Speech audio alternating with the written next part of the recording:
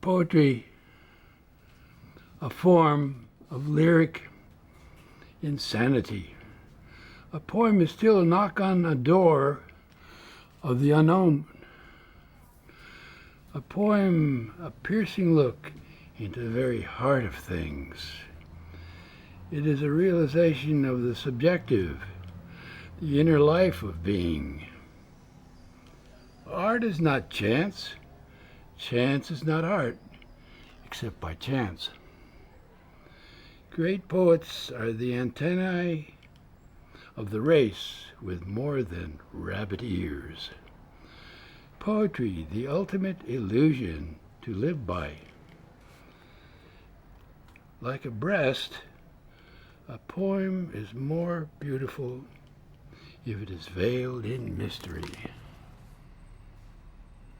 Well, it's a total eulogy. As I said at the opening at the San Francisco International Film Festival, it presented me without warts. He should have had a few warts. But Chris is still working on it so that he can get it on national television, he wants to get it on the Great Masterpieces series. Oh, well, I found that the citizens seemed to be considering themselves living in an island republic. It wasn't really a part of the United States. It was some kind of an offshore republic. It was a little hangover from the 19th century San Francisco, when it was, as Rexroth often pointed out, San Francisco wasn't founded by the bourgeoisie or the bourgeoisie. It was founded by drifters and adventurers and explorers and gold miners and sailors and ship captains and ladies of easy virtue and ladies of not so easy virtue and robber barons building railroads and every other kind of outcast. The robber barons weren't outcasts, but this is a place of outcasts and non-reg people, it seemed to me, right from the beginning. When I arrived in 1950, it was still had some of that feeling, like this frontier feeling, like it was still the last frontier. In the 1950s, well, it was still a small provincial capital, and it still is. Well, that happened before I was here. That was like you're talking about, well, there's the Berkeley Renaissance in the late 40s, and San Francisco Renaissance evidently referred to people like Robert Duncan and Broughton, who were here before I arrived. I arrived in January 1951. I was another one of those East Coast carpetbaggers like Ginsberg and Kerouac. Well, see, that was a whole period from 1945 to 51 when I arrived that I know hardly anything about, except in Berkeley there was Circle magazine, and there was people like Tom Parkinson, who was a poet, but he ended up as a senior professor in the English department at University of California, Berkeley, and was shot by a student in the 1960s with a shotgun and was disfigured for life. And I know Robert Duncan was involved in that scene, and Broughton, I guess. I really don't know. Well, he had a theater. He was a co-owner or the co-manager of a theater down by the aquatic park in San Francisco. It was either called the Interplayers or what was the other? It was the Interplayers. It was right near the Buena Vista Cafe, right near Aquatic Park. I think I went there a couple of times. I think they were doing some Chekhov when I was there. But I didn't know Broughton. I mean, I knew of him ever since that time, which when I first saw him in the little theater back then, which must have been 1955 maybe. Well, I remember some of his early films I saw somewhere. Never got past the public persona of James, really, so I don't know how he was at home, whether he was always just as light and lyrical at home or as not. I sort of doubt it.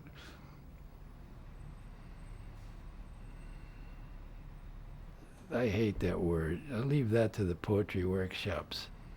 I used to go to universities a lot and give poetry readings, and it's always, the host was always a professor from the English department. Then they always wanted to know how I write poetry.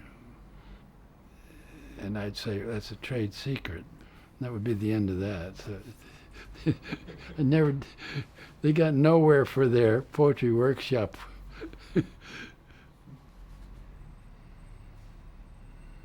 He was attentive to the music in human bodies. Well, he was always very whimsical and full of wonderful humor, and his primary characteristic for me was he was joyous. Even in the end, when I got to know him a little better when we were publishing his books, whenever he showed up, he was always joyous. That was his, I mean, he knew he was going to die at that point,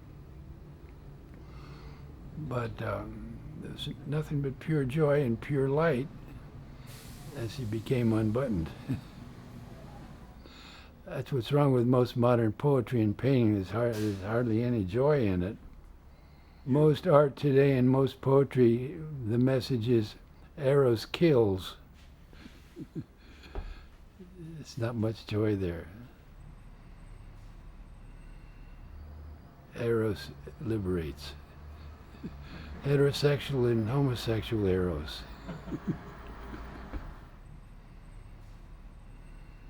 Well, I would see the humor.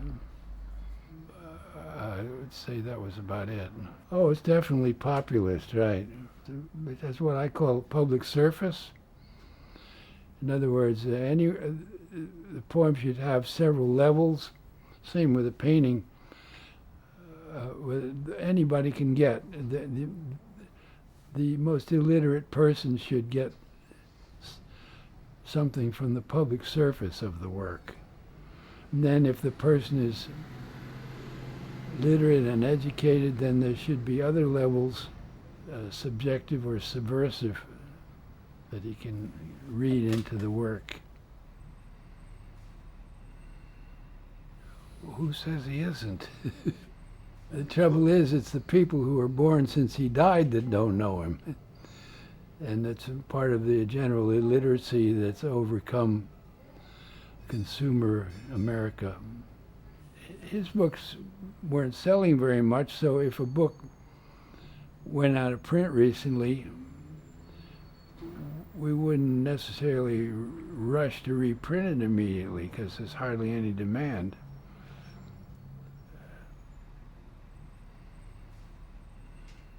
Well, James Broughton contributed to the world with his joy and with his great imagination and, yeah, joy and imagination. He had a great imagination. Oh, sure. Remember the bed skidding over Mount Tamalpais or down Mount Tamalpais. Yeah, that was a wonderful film. Oh, it's wonderful. I say I saw it more than once.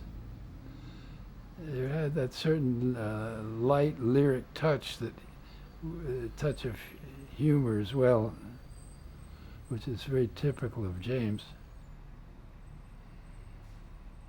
It was shown a lot, so people definitely liked it. And of course, among film devotees and aficionados, it was very highly regarded. I mean, it was like I guess it was in the Canyon cinema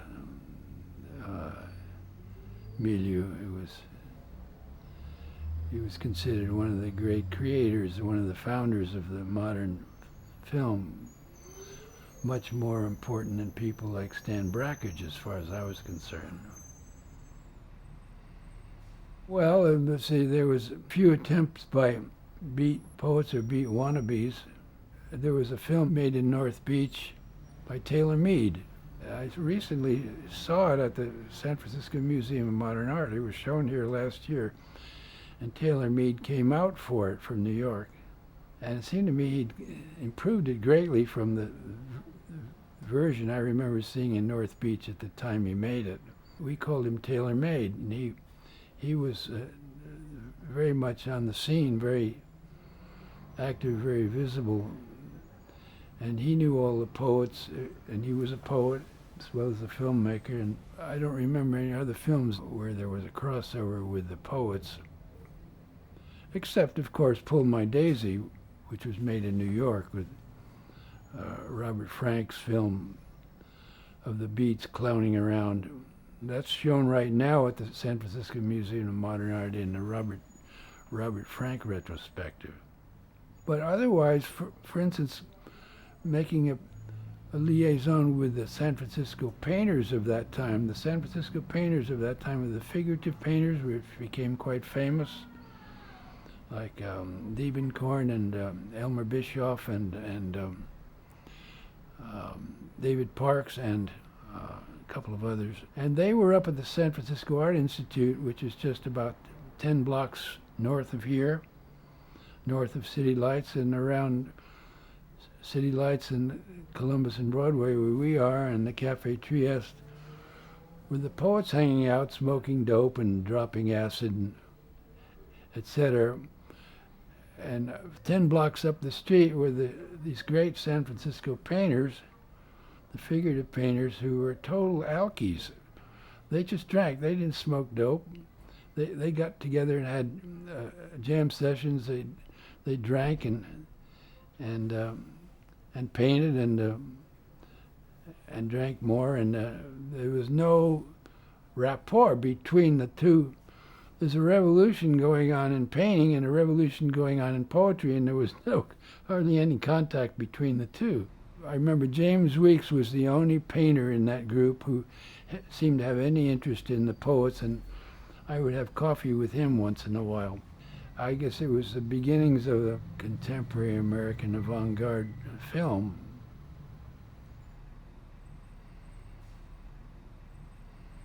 Everyone had different visions of what they wanted.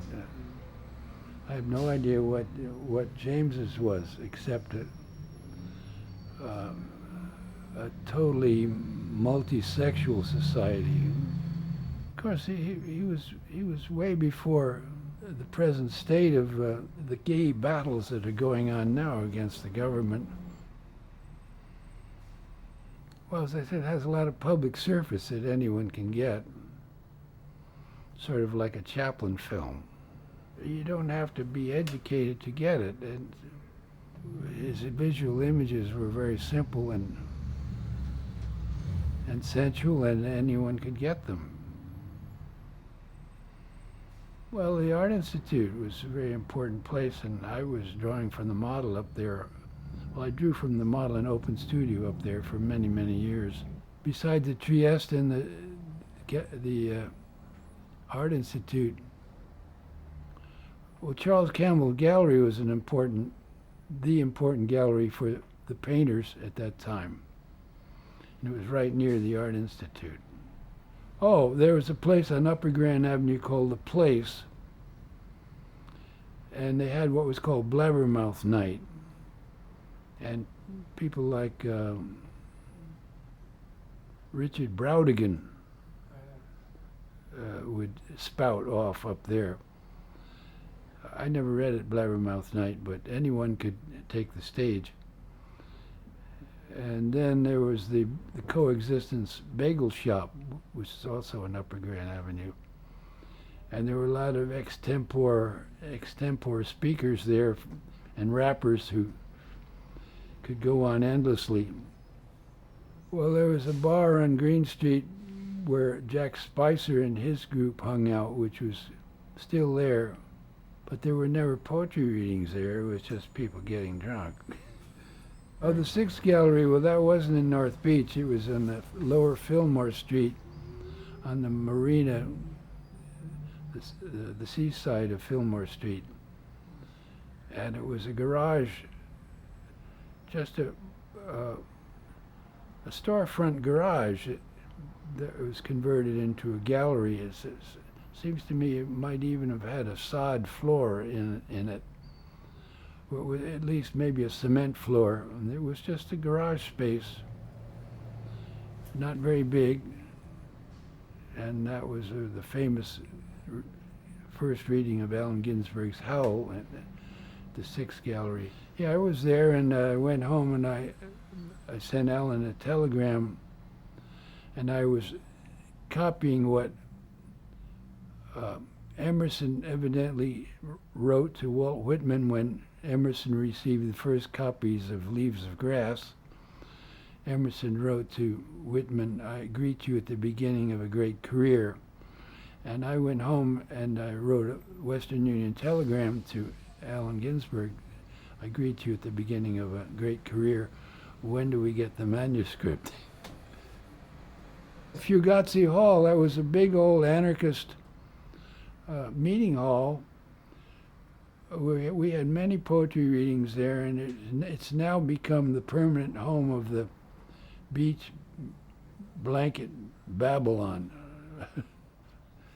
That's spelled BABBLE-ON. So we haven't been able to have poetry readings there anymore. But there was another great old anarchist hall, Italian hall, right here on Broadway, called the Garibaldi Hall.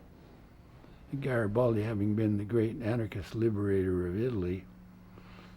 And there were many readings there. I remember Allen read there, and we had group readings there. And in those days, as I'm talking about the 1950s, there was still a large group of Italian anarchists in town. The North Beach at that time was totally Italian. I mean, probably 90% or 80%. And the Italian population of North Beach was quite divided between Mussolini lovers and anarchists. There's a lot of Mussolini followers in North Beach, and many Italian anarchists. Well, it was always a bohemian quarter, sort of like when I arrived from New York in 1951.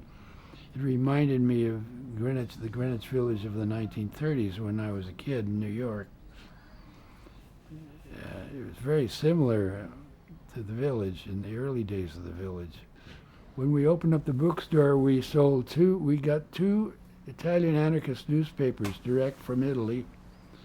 One was called Umanità Nova, New Humanity, and another one was called, I forget the other one. One of them was, but anyway, the garbage truck, people worked on the garbage trucks in North Beach were Italians, and they would pull the truck up in front of the bookstore and rush in and get their copy of the Anarchist Weekly.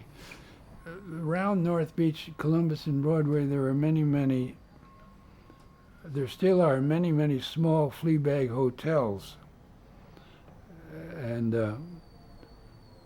they started in the late 1800s when many Italian men came over without their families, and then if they got established, they were going to send for their families later. Some of them never did. They hooked up with local women and never brought their families over. But so in, say, 1900, all around right here, Columbus and Broadway, there are all these small hotels, residential hotels, full of these Italian men without their families. And so there's still all these cheap hotels. They're not so cheap anymore right around here, and it's mostly inhabited by people on welfare and lots of poets and people who hang out at the Cafe Trieste. Oh yeah, my first apartment was $65 a month. It was a huge flat with a sweeping view of the bay. It's now like $3,000 for the same apartment.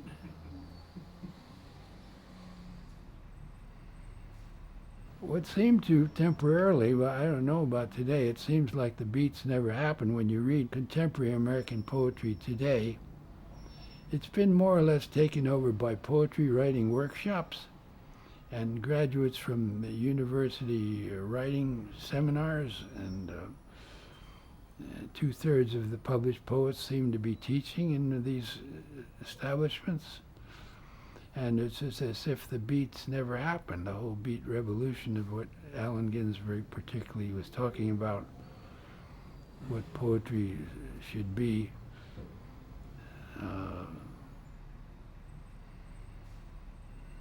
We were young. We were young and foolish.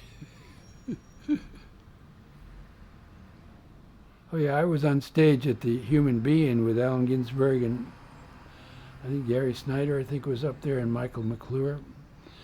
And there were 10,000 people out there in the great meadow at Golden Gate Park, and the sun was setting and a parachutist was dropping down from the skies. And Alan turns to me and whispers, "What if we were all wrong?" That was typical Allen Ginsberg. What if we were all wrong? Well, I had an auto harp, and I was going to sing on stage, but it's a good thing they didn't allow me to. I'm a disaster musically.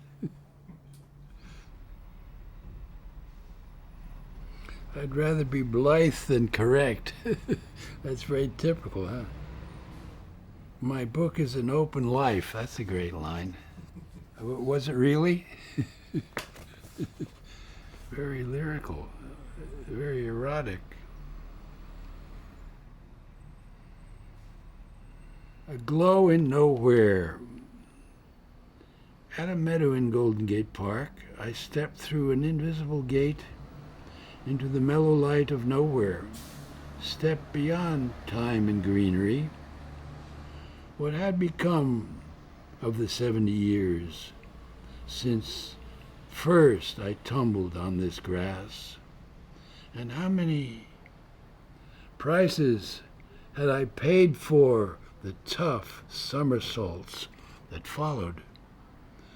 No longer brash nor intimidated, no longer riddled with wishes, I toll on this lawn of nowhere and hope for a beatific vision. I know I have conquered nothing. I have simply outgrown everything. My history is a balloon I've let go of. Without realizing, I held on to it. Now I lack only a chamber for what's left of my toys and scribbles. There I could desiccate quietly, like an Egyptian mummy, waiting for the last boat. That's a wonderful poem. Look what I found. You think this is fitting for Broughton? And here it is, and here we are. So this is it.